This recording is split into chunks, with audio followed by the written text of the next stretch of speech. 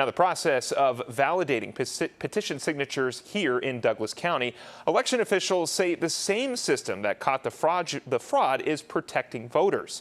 The county election commissioner tells me the investigation in Lincoln is a sign the verification process is working.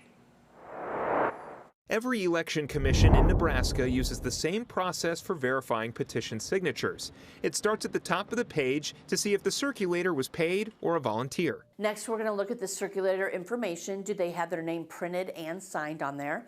We also look at the notary information. Is their stamp, their signature on there? And also the date. Are all the dates of those who signed it, was it on or before the date that the notary checked in that petition? Douglas County Election Commissioner Danielle Jensen says the county then goes line by line looking at names, signatures, date of birth, and address. If at least two of the three match, the signature is then checked to make sure it lines up with the printed name.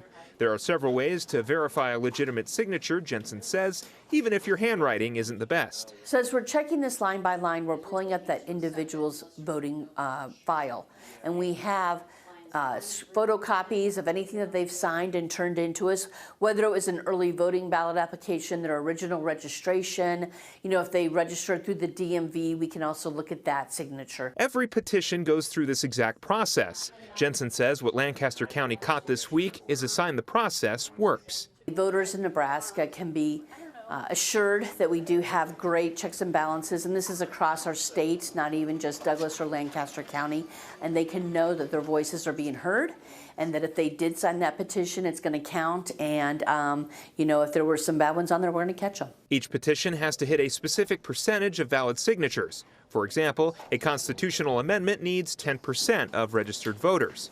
If something suspicious comes up with a signature, the county attorney will be notified. It will then be up to the county attorney and sheriff's office on potential punishment after an investigation.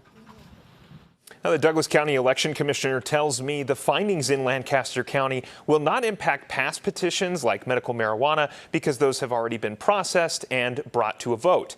Every petition, including the ones being verified right now, go through the same procedures used across Nebraska. If something comes up with any current petitions, practices are in place to figure out why.